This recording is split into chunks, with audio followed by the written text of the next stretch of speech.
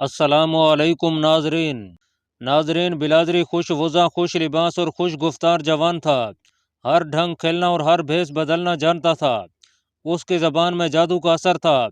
वो उन मर्दों में से था जिनके कदोखाल में, आंखों में डेल डोल और सरापा में ऐसी कशिश होती है जो जिन्स मुखालिफ को कुछ देर रुक कर देखने पर मजबूर कर देती है। इमरान बिलादरी शहजादा नहीं था, राजमहल का मुलाजिम था। मुलाजमों जैसे कपड़े पहनता था, मुलाजमों की तरह बोलता था, मगर गजनी का जासूस था। पंजाब की उस वक्त की जबान रवानी से बोलता था और किसी को कभी शक नहीं हुआ था कि ये खुश तब आदमी राजा जयपाल की रियासत के लिए बहुत बड़ा खतरा है। वो कुछ अरसे से लाहौर में था। शहर में एक मकान में अकेला रहता था। उसके अड़ोस पड़ोस वाले उसके मुतालिक इतना ही जानते थे कि राजमहल का मुलाजिम है, मुल्तान का रहने वाला है, अच्छा आदमी है और रात देर से घर आता है। उसकी दोस्ती एक हिंदू जगमोहन के साथ थी जो उसका हम उम्र था। उसका बाप ताजर था। जगमोहन अक्सर रात को इमरान बिलादरी के घर आया करता था। इन दिनों हिंदू और मुसलमानों की दोस्ती कम ही देखने में आया करती थी। मुसलमान अकलियत में थे और हिंदू उनसे नफरत करते थे। राजू महाराजों और पंडितों ने मुसलमानों के खिलाफ नफरत पैदा कर रखी थी, मगर जगमोहन जो ज़ात का ब्राह्मण था, इमरान बिलादरी से पहली ही मुलाकात में इतना मुतासर हुआ था कि उसे मिलता रहा और उनकी दोस्ती हो गई। दोस्ती के इब्तदाई दिनों का वाक़या है कि एक रात जगमोहन बिलादरी से मिलने उसके घर आया तो जगमोहन रो रहा था। आज रात मेरी बहन जिंदा जला दी गई है, जगमोहन ने बिलादरी को बताया। किसने जलाई है? इमरान बिलादरी ने पूछा। मेरे मजहब ने, जगमोहन ने बताया। उसकी शादी हुए अभी 1 साल भी पूरा नहीं हुआ था कि उसका खामन घोड़े से गिरकर जख्मी हो गया। आज सुबह वो मर गया है। उसकी बीवी को भी उसके साथ ही मरना था। आज मेरे बहनोई की लाश चिता पर रखी गई तो उसके भाइयों ने मेरी बहन को भी चिता पर खड़ा कर दिया और चिता को आग लगा दी। तुमने चिता देखी नहीं होगी। लकड़ियों का बहुत बड़ा ढेर लगाया जाता है जो चौकोर और ऊपर से हमवार होता है। उसकी लंबाई इंसान के कद से कुछ ज्यादा होती है और ऊंचाई कमोबेश 1 गज होती है। उस पर लाश रख देते हैं। लकड़ियों पर तेल या घी डालते और आग लगा देते हैं। मैं तो लाश को भी जलते नहीं देख सकता, मगर मैंने अपनी बहन को अपने खामंद की लाश के साथ जिंदा जलते देखा है। कहते हैं हिंदू औरत इतनी गैरत वाली होती है कि उसका खामंद मर जाए तो उसके साथ जिंदा जल जाती है। उसे सीती होना कहते हैं। जो औरत सीती नहीं होती वो सारी उम्र शादी नहीं कर सकती। वो खतरा महसूस करती है कि इंसानी कमजोरी उसे गुनहगार बना देगी, इसलिए खामंद के साथ ही मर जाना बेहतर है। मैं सीती को अच्छा समझता था, मगर जब अपनी बहन को जिंदा जलते देखा तो मुझे मालूम हुआ कि हमारा मजहब किस कदर बेरहम है। मैंने मुंह दूसरी तरफ फेर लिया। मुझे लकड़ियों के जलने की आवाज़ आई और इसके साथ ही मुझे अपनी बहन की चीखें सुनाई दी। मैंने घूम कर देखा, शोले बहुत ऊंचे थे, उनमें मुझे अपनी बहन नजर आई। वो चीख रही थी। फिर जलती लड़कियों की तड़ाक तड़ाक ने उसकी चीखें खत्म कर डाली। मुझे गशी आने लगी। मैं वहां से चला आया। मैं अभी तक बहन की चीखें सुन रहा हूँ। मुझे अपने मजहब से नफरत हो गई है। वो मजहब ही क्या जिससे इंसानों को नफरत हो जाए। इमरान बिलादरी ने कहा, मैं तुम्हें अपने मजहब में लाने की कोशिश नहीं कर रहा, सिर्फ बता रहा हूँ कि मेरा मजहब औरत के लिए बहुत नर्म है। अगर किसी औरत का खामंद मर जाए तो उसे इजाज़त होती है कि 3 माह बाद शादी कर ले। अगर वो जवान हो तो कोशिश की जाती है कि उसकी दूसरी शादी हो जाए। इस्लाम औरत को ज़रा सी भी जिस्मानी अजियत देने की इजाज़त नहीं देता। हमारे पंडित दूध पीते बच्चों की कुर्बानी भी दिया करते हैं। जगमोहन ने कहा, अक्सर ऐसा होता है कि खुश्क साली हो, कहत का खतरा हो, सैलाब का डर हो तो किसी का मासूम बच्चा पकड़कर उसे ज़िबा कर दिया जाता है, फिर उसकी लाश जला दी जाती है। अब हमारा राजा गजनी से शिकस्त खा कर आया है तो पंडितों ने उसे कहा है कि वो एक कुंवारी लड़की की कुर्बानी दे तो उसकी शिकस्त फतह में बदल जाएगी। ये कुर्बानी कब दी जा रही है? पंडित खास किस्म की लड़की की तलाश में हैं। जगमोहन ने जवाब दिया। उन्होंने ऐलान कर रखा है कि लोग मंदिरों में अपनी कुंवारी बेटियों को भेजा करें। लड़कियां मंदिरों में जाती हैं। अभी पंडितों को खास किस्म की लड़की नजर नहीं आई। तुम्हारी कोई बहन कुंवारी तो नहीं? मेरी छोटी बहन कुंवारी है, जगमोहन ने कहा, लेकिन मैं उसे मंदिर में नहीं जाने देता। मेरे बाप ने भी उसे कहा है कि वो मंदिर में न जाया करे। मेरी बहन बहुत खूबसूरत है। मुझे डर है कि वो पंडितों के सामने गई तो वो उसे कुर्बानी के लिए मुंतखब कर लेंगे। इमरान बिलादरी को मौका मिल गया।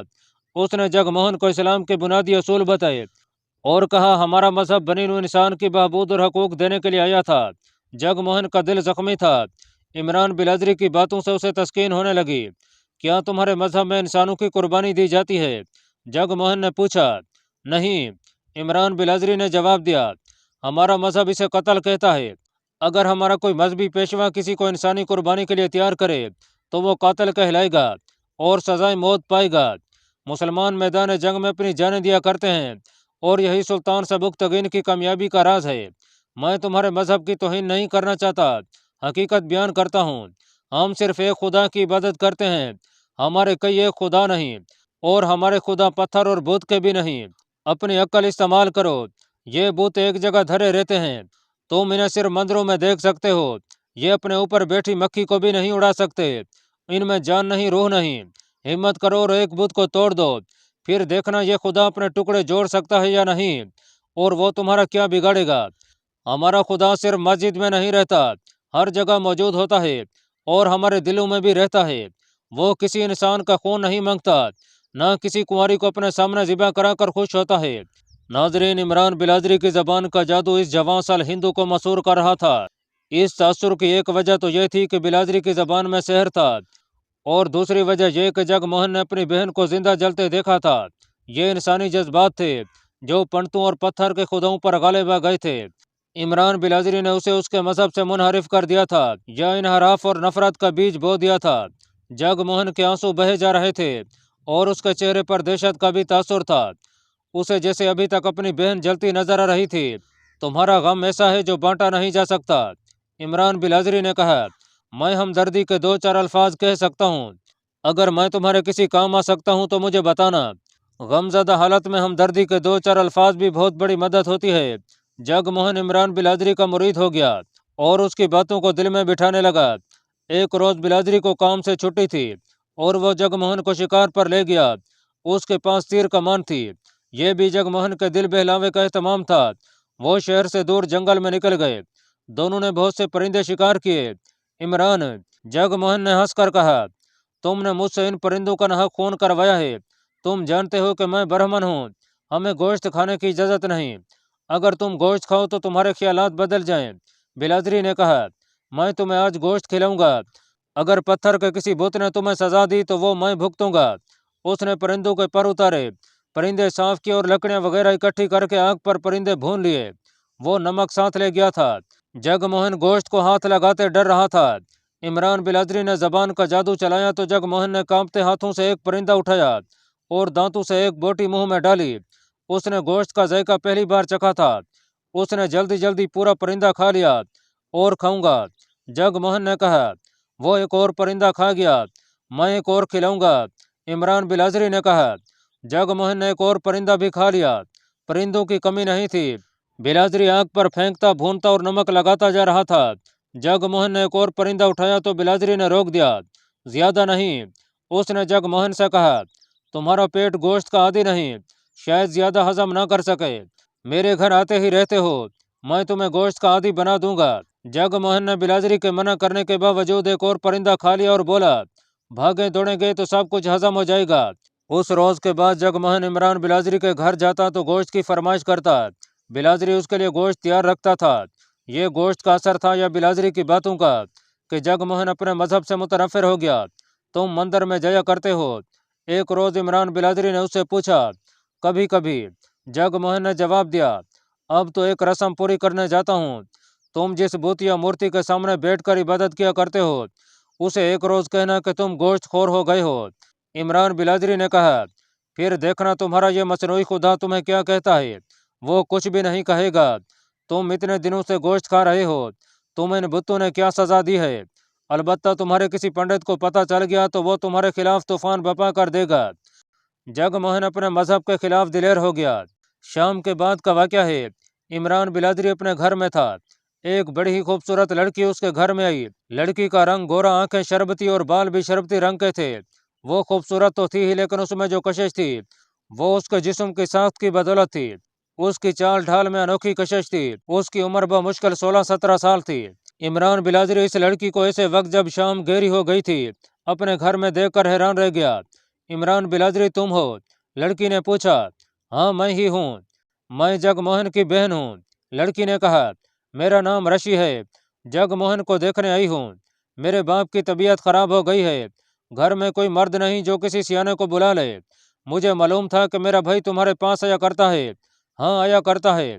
लेकिन देर बाद इमरान बिलाजरी ने कहा, रात गहरी हो चुकी होती है तो आता है। मैं तुम्हारे साथ चलता हूँ, किसी दीद या सियाने को बुला लूंगा। तुम यहाँ अकेले रहते हो? रशी ने पूछा। बिल्कुल अकेला। बीवी नहीं? रशी ने मुस्कुरा कर पूछा। अभी शादी नहीं हुई? इस हिंदू लड़की के चेहरे के तासुरात और मुस्कुराहट से पता चलता था कि वो इस घर से जल्दी नहीं निकलना चाहती। इमरान बिलादरी एक तस्वीर बनकर उस पर छा गया था। तुमने शादी क्यों नहीं की? रशी ने पूछा। तुम्हारा बाप बीमार है रशी, इमरान बिलादरी ने कहा। तुम्हें जल्दी घर जाना चाहिए। इतना ज्यादा तो बीमार नहीं, लड़की ने कहा। वैसे ही तुम्हारे पास रुक गई हूँ। तुम्हें अच्छा नहीं लगता तो चली जाती हूँ। मेरा भाई तुम्हारी बहुत तारीफें किया करता है। तुम्हें देखने का बहुत शौक था। तुम वाकई अच्छे आदमी हो। जगमोहन बहुत उदास रहता है, उसने खाना पीना भी कम कर दिया है।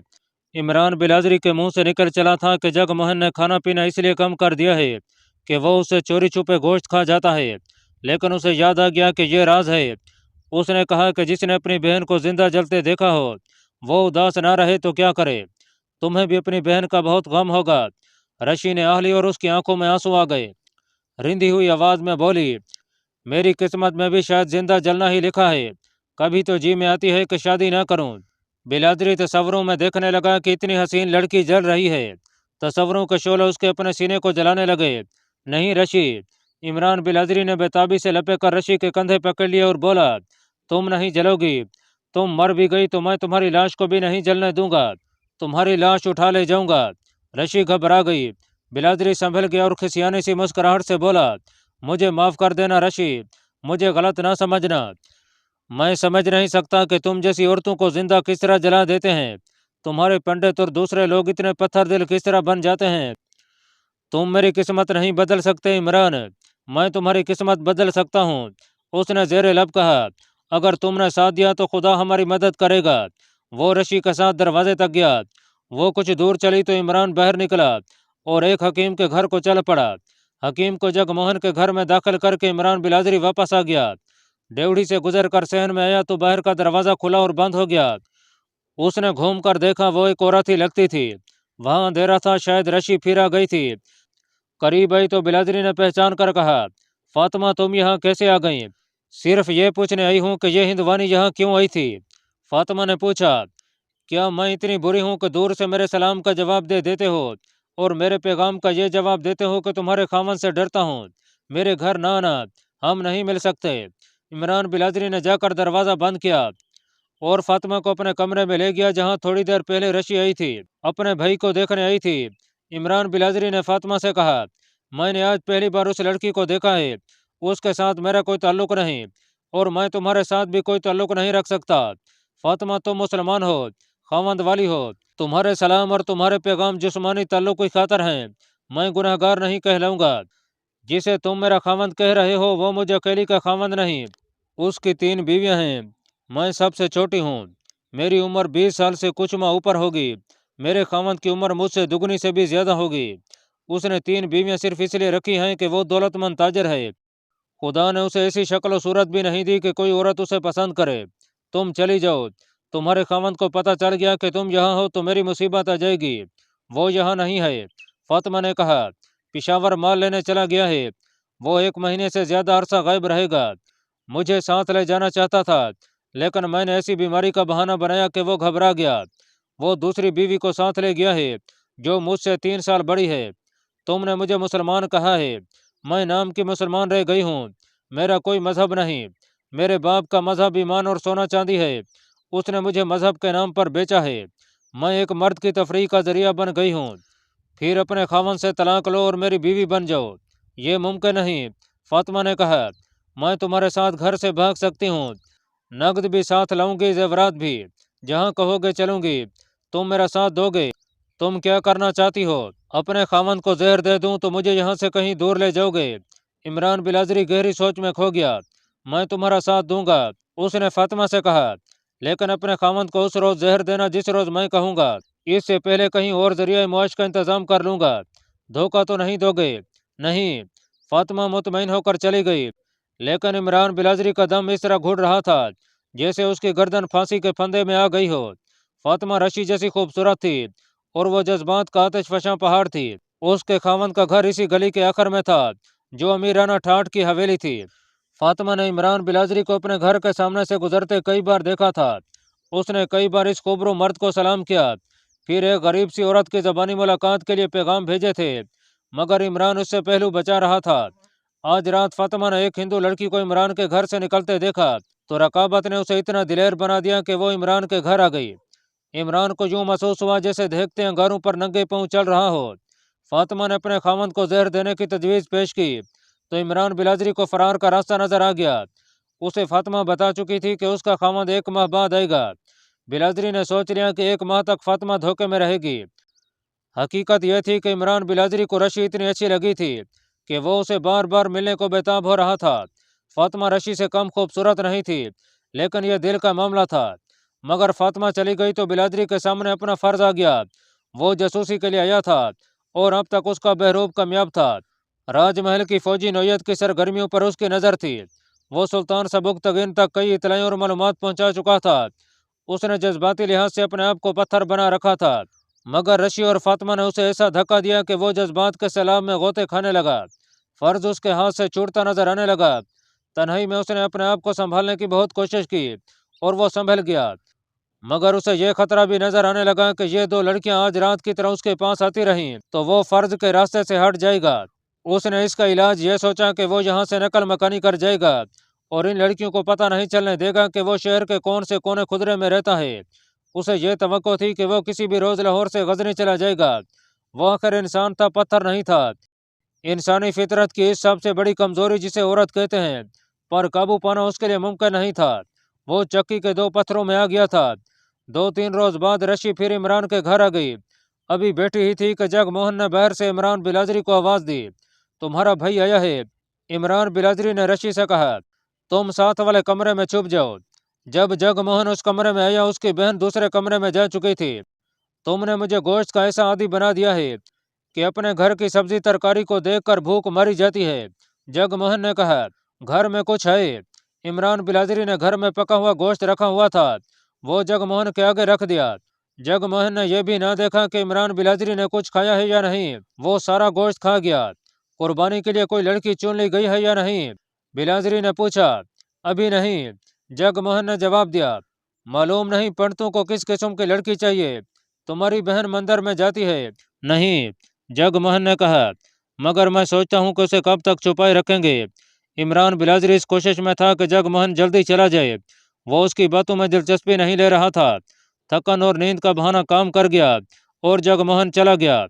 रशी दूसरे कमरे से निकली तो उसके चेहरे पर हैरत का तासुर था। क्या मेरे भाई ने गोश्त खाया है? रशी ने हैरत ज़दा लहजे में पूछा। मैं उसका ये राज फाश नहीं करना चाहता था, इमरान ने जवाब दिया, मगर मैं उसे बता भी नहीं सकता था कि तुम साथ वाले कमरे में सारी बातें सुन रही हो। वो जब से मेरा दोस्त बना है गोश्त खा रहा है। मजहब सिर्फ उन चीज़ों की मुखालफत करता है जिनसे नशा होता है और इंसान की अक्ल बेकार हो जाती है। मुझे बताओ तुम कब आओगी, तुम्हें भी गोश्त खिलाऊंगा। रशी 2 रोज बाद आई। इमरान ने उसके लिए मुर्गी भून के रखी हुई थी। रशी ने डरते डरते खा ली, फिर बोली, मैं जब भी आऊँ मेरे लिए गोश्त रखा करो। इन्हीं दिनों इमरान बिलाजरी को हुक्म मिला कि राजमहल के एक कमरे में गजनी के 2 कैदी ले गए हैं जिन्हें खाना देना है, क्योंकि उन्होंने कहा था कि वो मुसलमान के हाथ से खाना खाएंगे। इमरान उनके लिए खाना लेकर गया और उसकी मुलाकात निजाम और रजी और कासम बल्खी से हुई। इस दौरान रशी उसके पास आती रही। अब उसकी 2 ही फरमाइशें होती थीं। वो आते ही गोश्त मांगती थी, फिर ये जिद कि मुझे लाहौर से जल्दी निकालो, मेरे घर वाले मेरी शादी की तैयारियां कर रहे हैं। अगर निजाम और रजी और कासम बल्खी ना आ जाते तो इमरान बिलाजरी कभी का ऋषि को लेकर निकल गया होता। वो ऋषि के साथ हर बार एक नया झूठ बोलता था। उसे यह नहीं बता सकता था कि वो गजनी का जासूस है और गजनी के 2 कैदियों को फरार कराए बगैर कहीं नहीं जा सकता। वो फर्ज और मोहब्बत के दरमियान पिस रहा था। ऋषि के वाले हना मोहब्बत और उसके आंसू ने उसे कई बार फर्ज से हटा दिया, लेकिन वो रजी और बल्खी को देखकर उसे फर्ज याद आ जाता था। उन दोनों के फरार की कोई सूरत पैदा नहीं हो रही थी। उनके कमरे के बाहर संतरी मौजूद रहते थे। एक रात रशी इमरान के घर से गई तो फातिमा आ गई। इमरान पर रशी के हुस्न और उसकी मोहब्बत का नशा तारी था। वो उसी के तस्वुर से दिल बहला रहा था। फातिमा ने उसे इतने हसीन तस्वुर से बेदार कर दिया। उसे गुस्सा आ गया। मैंने तुम्हें यहाँ आने से मना किया था। इमरान ने गुस्से से कहा, अपने खामद को वापस आने दो, तुम मुझे टाल रहे हो। फातिमा ने कहा, मांगो, अपनी कितनी कीमत मांगते हो? मुझे कुछ नहीं चाहिए फातिमा, तुम्हें वो हिंदवानी चाहिए। फातिमा ने तंजिया लहजे में कहा, वो जो तुम्हारे पास आती रहती है, मैं चाहूँ तो तुम्हें पकड़वा सकती हूँ। तुम जानते हो कि यहाँ हिंदुओं का राज है, जो मुसलमानों से नफरत करते हैं। मैं उससे पहले लड़की समेत गायब हो जाऊंगा। इमरान बिलादरी ने कहा, तुम मेरे पास जो उम्मीद लेकर आई हो वो पूरी नहीं हो सकेगी। रशी के मुकाबले में तुम जैसी 20 लड़कियों को धुतकार सकता हूँ। ये इमरान बिलादरी की बहुत बड़ी गलती थी। उसे एहसास नहीं था कि रकाबत औरत को चुड़ैल बना दिया करती है। फातिमा के साथ जो जुल्म हुआ था उससे वो बौली हुई जा रही थी। उसने शर्म हिजाब उतार फेंका था। वो गुस्से से चली गई। फातिमा को हिंदू औरतों से मालूम हो चुका था कि पंडित राजा जयपाल की फतह की खातिर एक कुंवारी लड़की की कुर्बानी दे रहे हैं, लेकिन उन्हें अपने मतलब की लड़की नहीं मिल रही। फातिमा ने अगला दिन बड़ी मुश्किल से गुजारा। रात को वो मंदिर में चली गई। उसने हिंदू औरतों से बातों बातों में मालूम कर लिया कि बड़ा पंडित कहाँ रहता है। वो पंडित के पास चली गई। पंडित उसे देखकर हैरान हुआ। उसे अपने पास बिठाया। आप लड़की की कुर्बानी कब देंगे? फातिमा ने पूछा।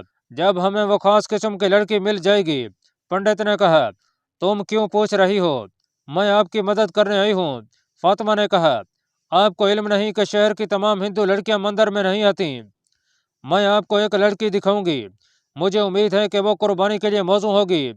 उसने रशी के बाप का नाम लिया और पूछा, आपने उसकी बेटी को कभी देखा है? मैंने तुम्हें भी कभी नहीं देखा था। पंडित ने कहा, तुम किसकी बेटी हो? मैं मुसलमान हूँ। फातिमा ने जवाब दिया, और एक ताजिर की बीवी हूँ। पंडित घाघ और खराट आदमी था। उसने फातिमा को गहरी नजरों से देखते हुए कहा कि तुम्हारे दिल में जो कुछ है बता दो। फातिमा तजर्बाकार और खराट नहीं थी। वो तो रकाबत और अपनी तौहीन की आग में जल रही थी। उसकी अकल पर शैतानी कुव्वतों का कब्जा था। वो अपने माँ बाप से, अपने खामन से, रशी से और इमरान बिलादरी से इंतकाम लेने पर तुली हुई थी। उसने पंडित के सवाल के जवाब में अपने कपड़ों के अंदर से एक पोटली निकाली और पंडित के आगे खोल कर रख दी। उसमें सोने के चांद एक सिक्के थे।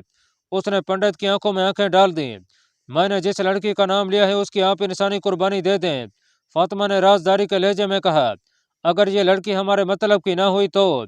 वो कुंवारी है। फातिमा ने कहा, बहुत खूबसूरत है, उम्र 16-17 साल है। अगर वो कुर्बानी के मतलब की नहीं तो भी उसकी कुर्बानी दे दें। मेरे मजहब की तौहीन ना करो लड़की। पंडित ने दबे दबे गुस्से से कहा, तुम नहीं जानती कि इसकी सजा क्या है। मैं सिर्फ आपके मजहब की बात नहीं कर रही महाराज। फातिमा ने कहा, मेरे मजहब में भी यही कुछ होता है, सिर्फ इंसानी कुर्बानी नहीं दी जाती। जहाँ तक हमारे इमामों और मौलवियों का ताल्लुक है, वो आपकी तरह मजहब की ठेकेदारी का दावा करते हैं।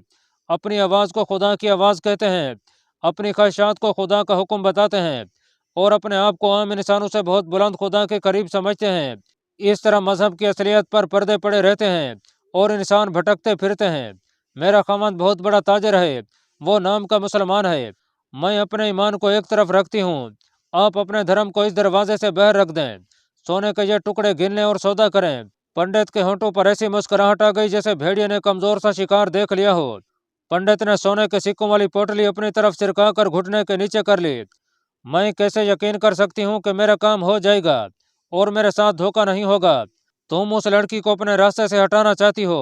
पंडित ने कहा, हट जाएगी। अगर उसके माँ बाप ने तुम्हारी मुट्ठी गर्म कर दी तो क्या होगा? वही होगा जो तुम चाहती हो। मंदिर में उनके ख्वाबों का सौदा तय हो चुका था। अल्लाह पाक कमी बशी माफ फरमाए। अल्लाह आपका हामी और नासिर हो। आमीन।